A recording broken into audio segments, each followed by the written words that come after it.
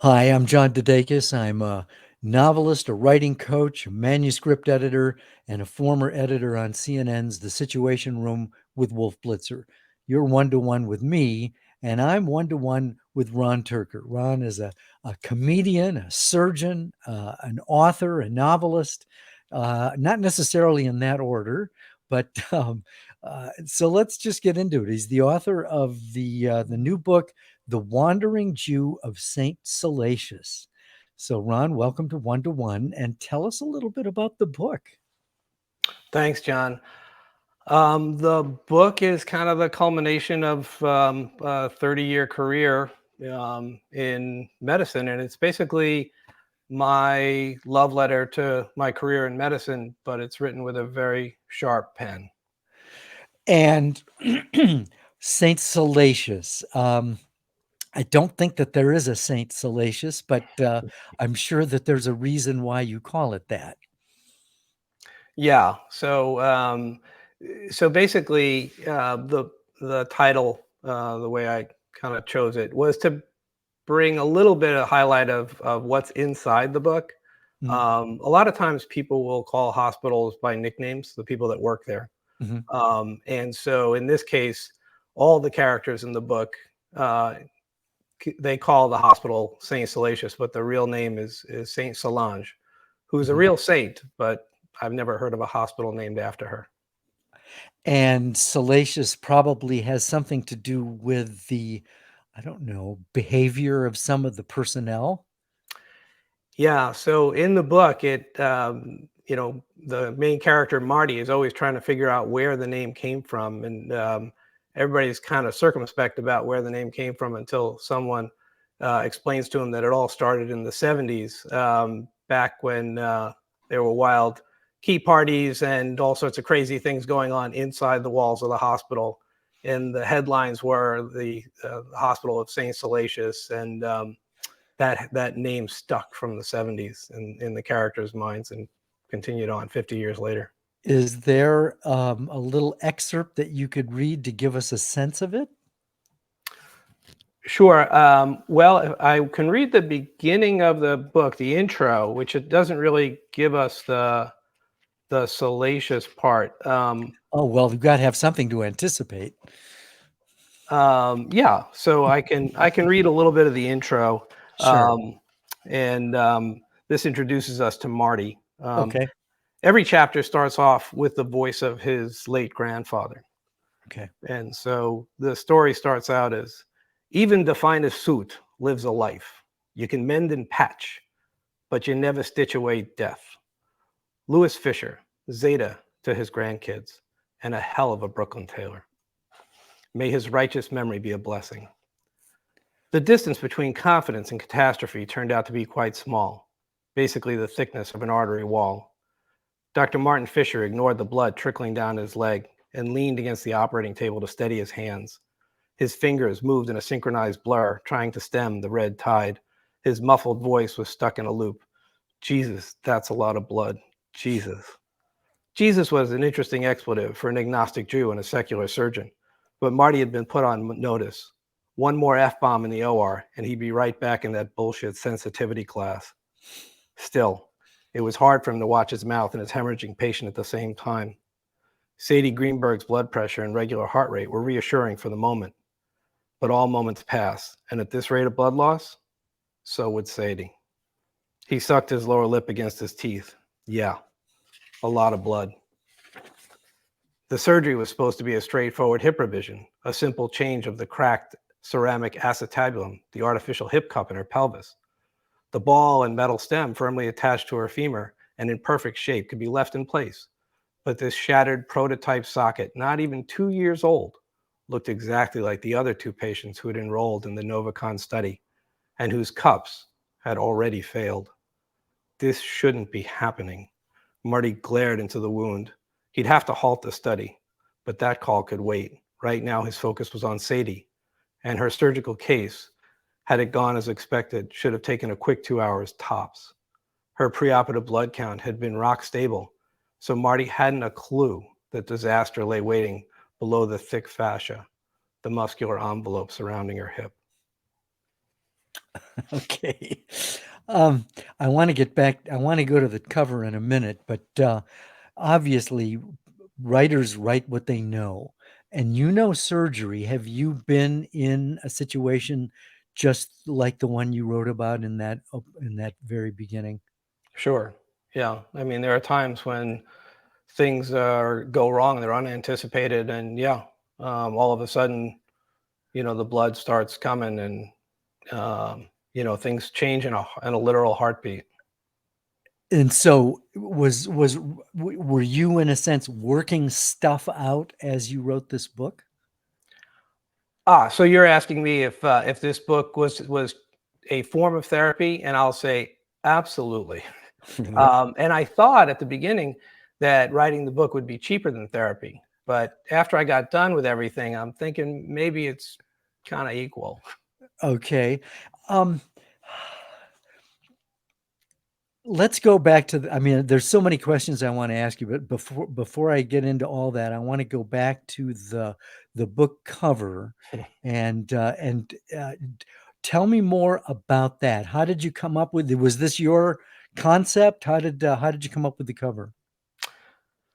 I was looking for a cover artist for a couple of months, and everybody that I had reached out to was busy, and people that I knew and I trusted, and so I said, well, let me kind of jumpstart the process by mocking one up, Mhm. and this way I could give one of the artists, like, this is my thought, this is my idea.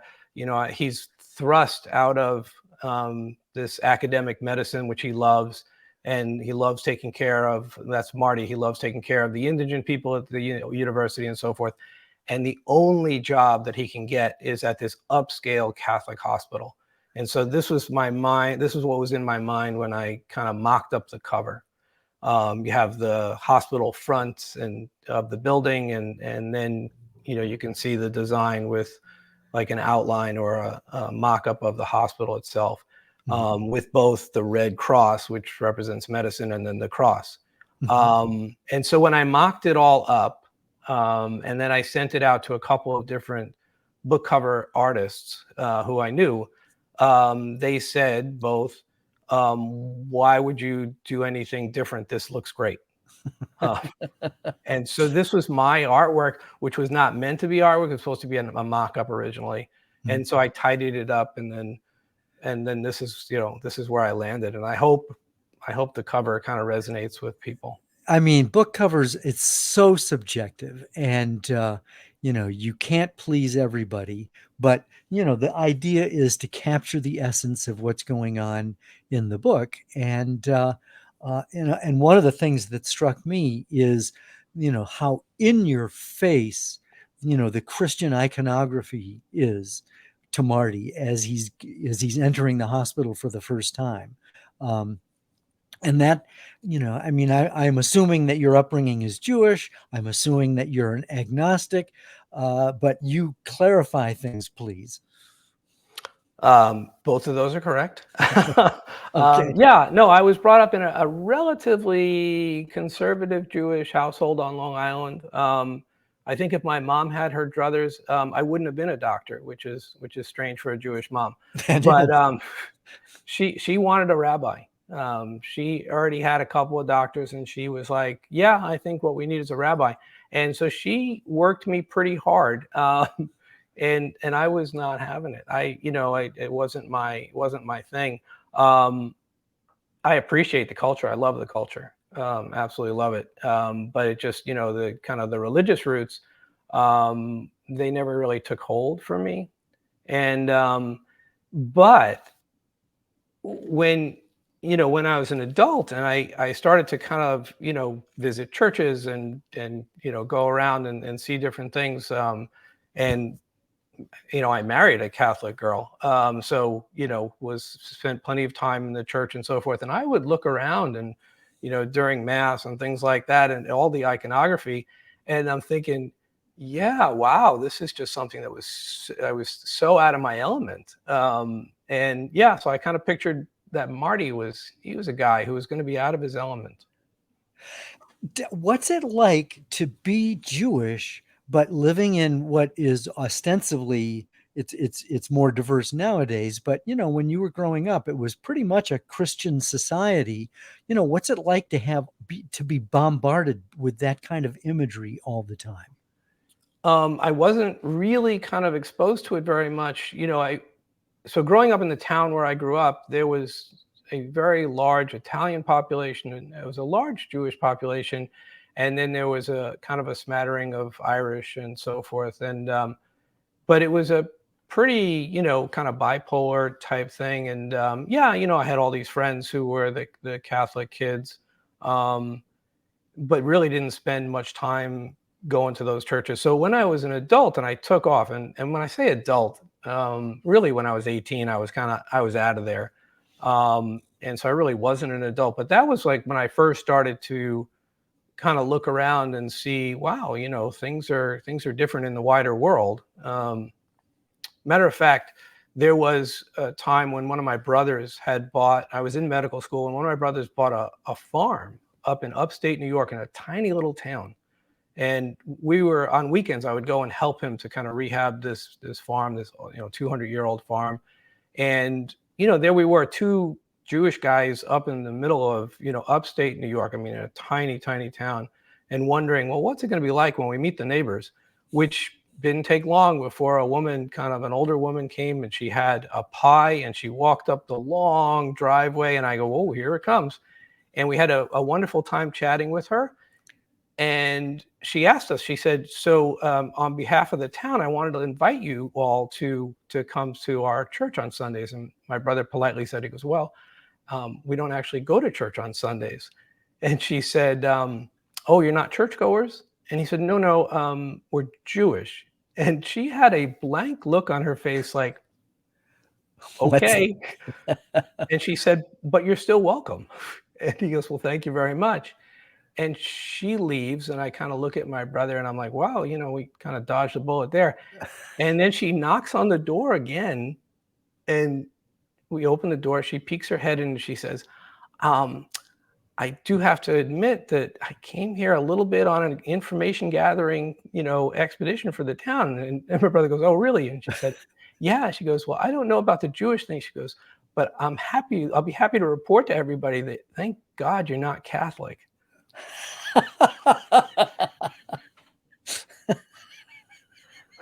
See, that was eye-opening for us. That was just sort of like, wow, we had no idea. Oh, love your neighbor, Yeah. That's hysterical. Is there I mean, look, I want to talk about writing, but look, as a surgeon, you deal with life and death matters, and have had to face mortality in many ways. So how did you come to being an agnostic? Wow. I've never actually kind of dissected those two things out before or equated them. Um, yeah, I always had, even when I was sitting in the pews as a kid, in the synagogue and listening to these prayers and so forth, so the congregation where I grew up, the prayers were mostly in Hebrew. And, we learned them, and you would recite them. And I knew a little bit of Hebrew, and but not enough to be very, kind of fluent. And then as I'm sitting there, even as a kid, I'm reading the English translation. I remember that, like, one night I'm sitting there in a Friday night service, and I'm reading the English translation, and I was like, and it was basically this supplication of, like, oh dear God, please don't hurt us, and please don't pinch us, and like Mel Brooks has said in the 2013-year-old man, it was like this kind of like, I'm in awe of you, and I can't thank you enough, and I grovel at your feet, and please don't step on us, and so forth. And I was like, wow, if we have to, if God is that narcissistic that he needs little old us, these little old ants that he created to kind of tell him how great he is, I'm not sure he's someone that I really kind of connect with. And Mhm. and so I became kind of agnostic then. And one of the things about the Jewish culture is that of questioning is really acceptable and encouraged. And so, I felt comfortable with, like, I question that this really happens. And so fast forwarding to my life in medicine, I started as an EMT and then kind of, eventually went to med school and so forth. I never, I guess I was always comfortable with the fact that we're finite. And then there definitely are kind of times where exits are early and premature, and that's horrible and sad. Um, but I just never got comfortable with the idea that there was somebody who was actually watching out over all of this, because there was too much randomness and too much chaos for me to kind of say, yeah, somebody who's really got our best interests at heart is running the show here. Because as far as I could see, the show was kind of a shit show. It just, So is that maybe one of the reasons you got into comedy? I mean, comedy is irony. So is there a connection there? maybe, like it was when I was younger, being kind of funny was a bit of a survival tactic. There were Mhm. 4 boys in my family. I was the youngest, but the youngest by far. So they were all born 2 years apart. And then after the last one, 5 years later, along comes me. And if you're going to survive in a household like that, especially my mom was pretty funny. So if you're going to make it, you better have some chops. And then when I, got older, I knew I knew I could be funny. But kind of used it to my advantage as much as I could, although I never had the guts to get up on stage. Just couldn't take that leap, even though I thought, oh, I think I could do it better than this guy who's standing up to that guy. Until a buddy of mine in med school, without telling me, signed me up for an open mic. And then a week and a half before, he springs it on me. You're signed up. And I'm like, are you out of your mind? I can't do this. I can't do this. He goes, you can do it. And there was just enough of an itch that I sat down with a yellow legal pad and I started to write, and it just came pouring out. And so my first night, I had a 10-minute spot. I did 12 minutes, my very first time on stage, and I killed. I mean, I did great. Do you And remember any of the jokes or how you approached it? it was med student kind of jokes, and it was crude, and it was pretty primitive, and it was perfect for the 80s. And it was basically kind of like this whole, the really easy kind of offhand, the first time you have to go in and do a pelvic exam, and your kind of notion of this thing is that, there's a line of just beautiful 20-something women that are just lined up, and that's not life, and that's not reality. So it just sort of basically, the concept of how reality comes to the medical student world and so forth. And it was a great set that made me think, oh, this is easy. But it was also like a real high. And that's a problem. That's a real problem for a guy who's kind of mostly a teetotaler. That's a problem. And so the next thing I knew, I was chasing that high, thinking it was going to be easy, and it was anything but. When you were chasing the high, did you have designs of really, I don't know, making a career out of it, going to Saturday Night Live or, that kind of stuff? I think fantasies live in all our heads. Sure. Yeah. I mean, um, it was what it was. It was, in the moment. It wasn't like I'm chasing a career. In the moment, I was just chasing the next fix. Um, and sometimes you'd get close, and sometimes you would be you'd have a bad trip, a really bad trip. Um, Was there then a time when you were self-aware that this is counterproductive, this whole chasing the next high? Was there a moment where you said, whoops, let's turn that around? I wish I could tell you that I was that self-aware. I think most addicts are not that self-aware. There was one of my one of my mentors, one of my professors in medicine, who did at one point take me aside and say, this might not be the healthiest thing for you. I mean, I was up late at night, night after night. I would be out at the clubs. You finish up at midnight, let's say, but you can't go home because part of getting the next gig is sitting at the bar and schmoozing. And so you got to be there till 1, 2 in the morning. And then I would get up at 5 and get going for the next day. And, that was not necessarily sustainable. Yeah, yeah, and yet you've done comedy for a long time. How many years would you say you were really regularly doing it? I was only regularly doing it for, I mean, really regularly doing it for about 2.5 years, where I was, really doing it. And then I graduated from medical school and I went to Chicago to do my internship. And that was in itself a disaster, because I did not match in any of the programs where I wanted to go. And so I ended up just getting kind of shuttled off to Chicago. And it was a pretty brutal program that I was in. I learned a lot, but it was brutal. And at the end of that first year of my internship, I was again at a crossroads where I had to decide what I was going to do. And I reached out to the guy who hired me first, and back in Syracuse, and managed, sending me here and there and so forth. And I reached out to him and I said, I don't know if I want to stay in medicine. I don't know if I want to kind of continue on in comedy. And he, he was an amazing guy. He is an amazing guy. He's still around. But he set me up in Chicago for a couple of showcase nights, at some clubs, at a club. And he came out, and I did a couple of nights. I was kind of rusty at first, and then the second night it was better. And then he sat me down after it was done in the back of the club, and he goes, "What do you think?" And I was like, "Well, I think I did pretty good tonight." And he goes, "Yeah, you did." And he goes, "But what do you think about the career?" And I was like, "Well, I might be interested in, this and the other thing." And he says, and then he goes, "Okay." He goes, "I've been around comics for 20 years at that point."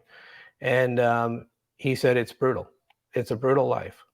These guys, the guys who make it, for every guy that makes it big, there's 1,000 guys that are running around in beat up cars all over the United States, going from club to club, and they're just barely making it." He said, "You, if you stick it out in medicine, have a gig that will last you a lifetime." So, like you hear it a million times from managers who don't think the comic has the chops, and they'll say, "Don't give up the day job just yet." But he was saying, this is more than a day job. This is a career. Right. And I Did appreciated that. did you ever see the series I'm Dying Up Here? No, I couldn't bring myself to see it. It's sensitive. It's very, still to this day, it's hard for me to watch people flailing because I've been there. Yeah, yeah, because that was very raw. Yeah. And I think it only lasted one season, but very compelling, compelling writing.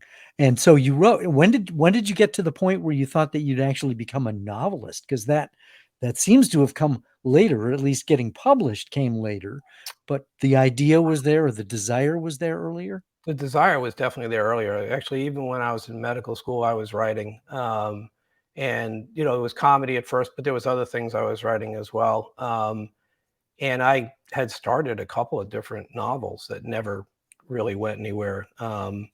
And I threw one out to a guy who's a writer out in Hollywood, who's a friend of mine. We did comedy together.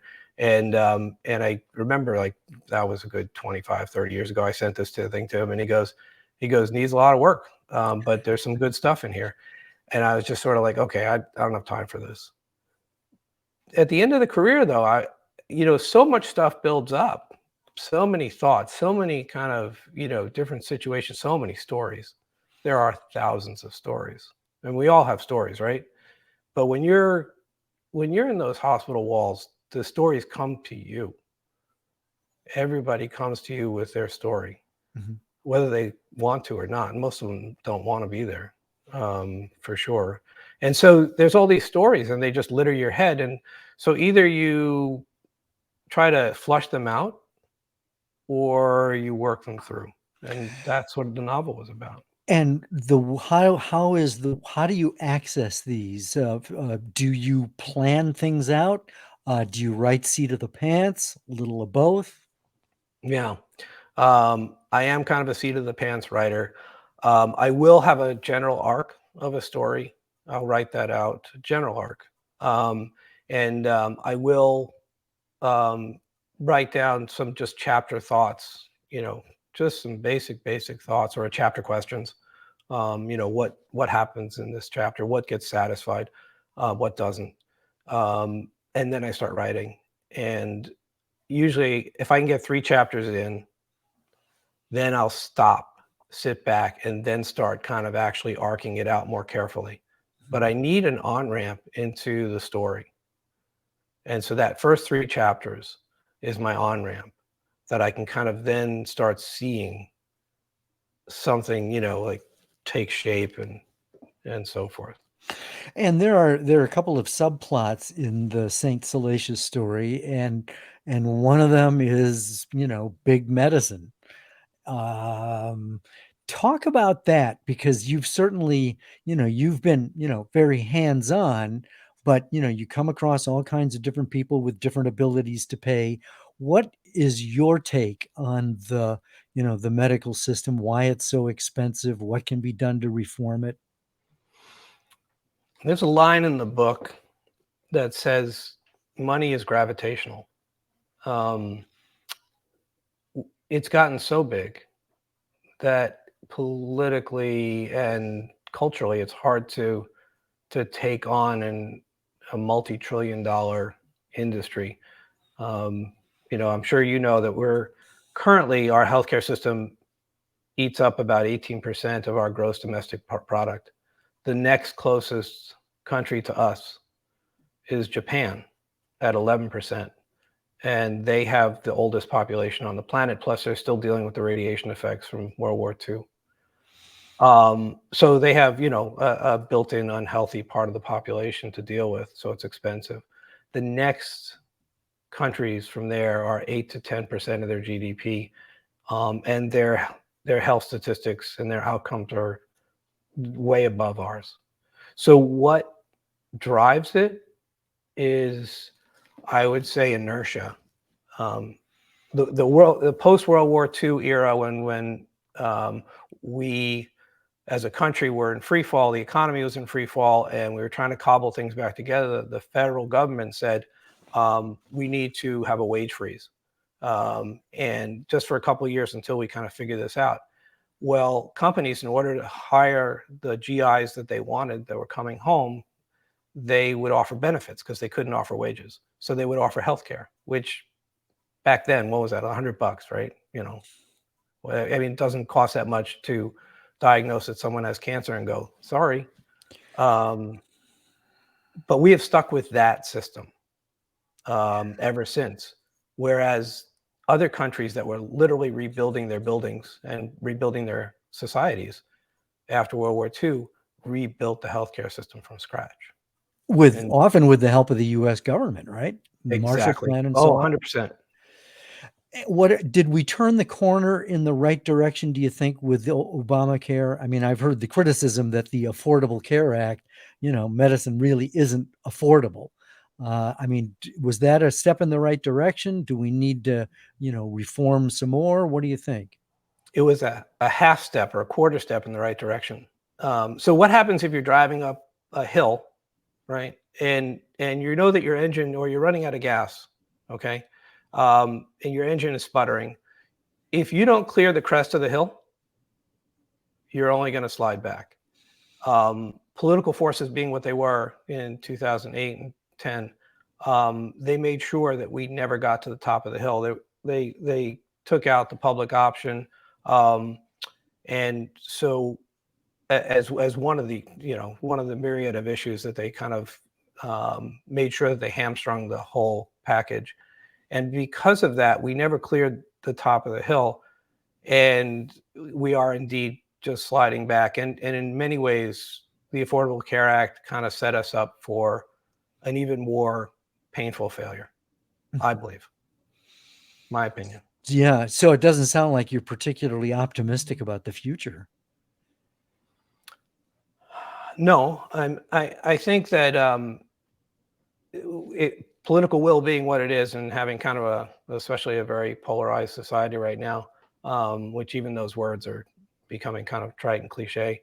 But that is such that no, we will not be able to move forward. And I believe in, if we, if we don't kind of make a monumental change, just like climate change, the whole thing is going to collapse. And it is collapsing. I mean, like for the individuals who are working at a job that makes 50, 70, $90,000, but there's 4 people in the family, 5 people in the family, they can't afford out of pockets and deductibles of 5,000, 7,500, 10,000. And yet those are the plans that we are offering to them, where the people that can afford it the most have $1,000 deductible, and to them $1,000 is loose change in their pocket. So everything's upside down. So what does collapse look like? I think we're kind of seeing the beginnings of it. Is that we've never actually voiced that healthcare is a right. We won't give that voice. We won't make that statement. And so we are seeing the results of it on the streets today. We're seeing homeless and houseless people that have no health care. We're seeing the whole opioid crisis, which we were part of. We were a significant part of. You Um, meaning the doctors? yes. Yeah. Yeah. No, we played a very large role in that. And it's, not shocking where we've gotten to.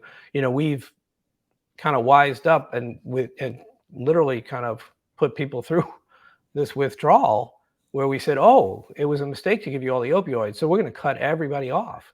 Mhm. Well, that's not how it works. People are going to find that drug in order for them to feel like they can survive. So I think that's what we're seeing as the beginning of it. But people are going to just go without any kind of care, to the point where our system looks very much like, like Colombia did 30 years ago. Colombia was, when I first started going down there in the early 90s, if you broke your arm, your family would have to go to some local store and pick up some casting supplies, bring it to the doctor, and they'd put a cast on your arm. If you broke something where you needed a plate and screws or a rod, your family had to go to the black market and buy it. Otherwise, you were not getting care. You'd be home laying in that bed, not getting up, which is a huge drain on the economy and society. Colombia, the place that we've been afraid of, they now have 95% of their population is covered by some kind of social medical network. 95% in the last 30 years. So they've gone from, almost a very small sliver of insured people to everybody has some kind of insurance. And access is hard, but they're attempting it to do something positive. Talk a little bit about the Silver Service Children's Foundation that you were one of the founders of back in 1992, and you're still involved with that. Am I right? I am, yeah. So I was a fellow at the Shriners Hospital in Chicago.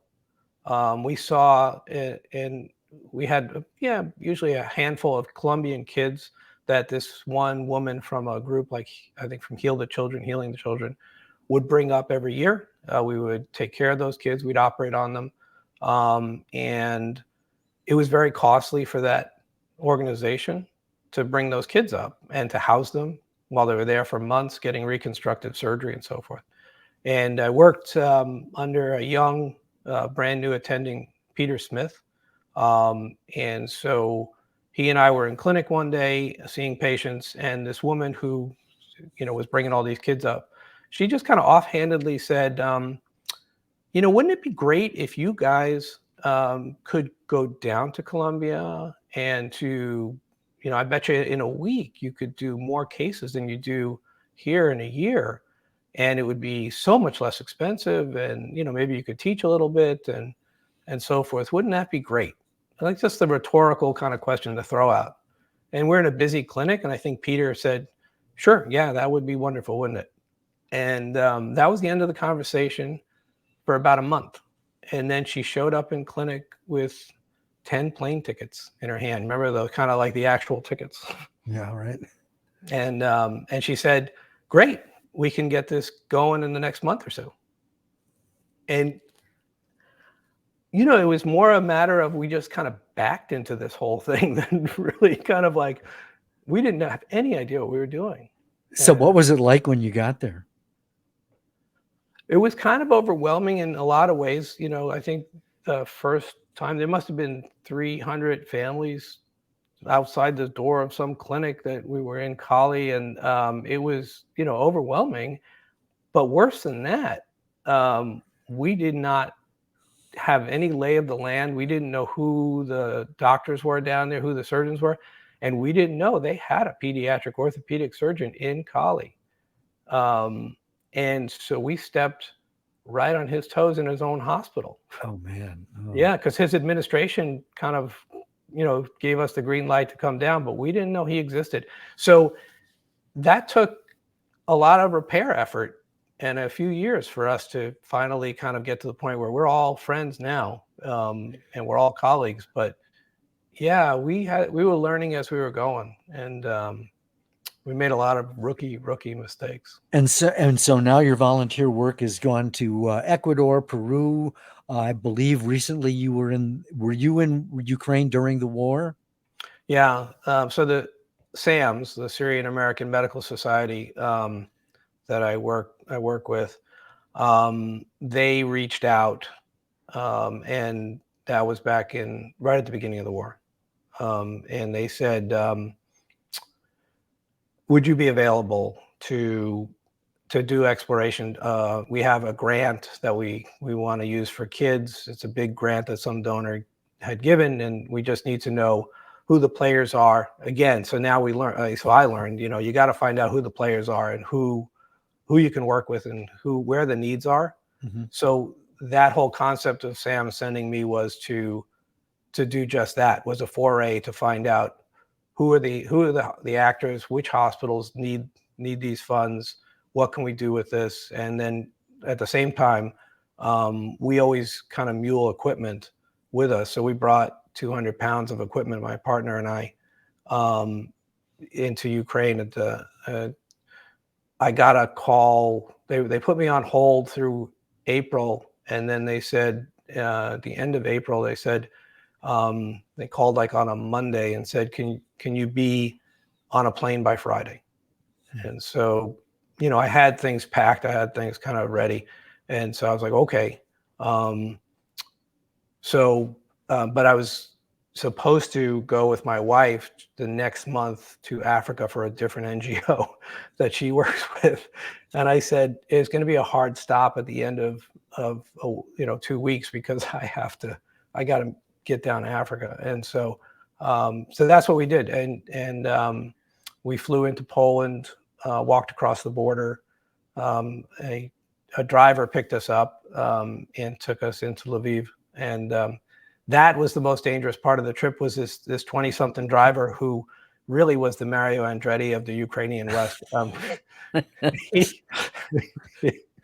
He was something. What was it like being there? It was a little disorienting at first. We weren't sure. I mean, we didn't have any contacts at the hospital, with no solid contacts. And so we were supposed to meet with this one physician, this one young surgeon, on a Sunday. The hospital was locked. We didn't know kind of what was up and what was down, but we eventually found someone to let us in, and we started kind of making contacts one after the other. But at first, just like I told you before, there was this woman who was the head of the pediatric orthopedics department at this one hospital, and she said, we don't need you, and we don't really want you. And we're like, okay, if you can just kind of point us in the direction of where we can be helpful. And so that was a negotiation in and of itself. And then we met with other surgeons. We kept, we were able to make more and more inroads at different hospitals.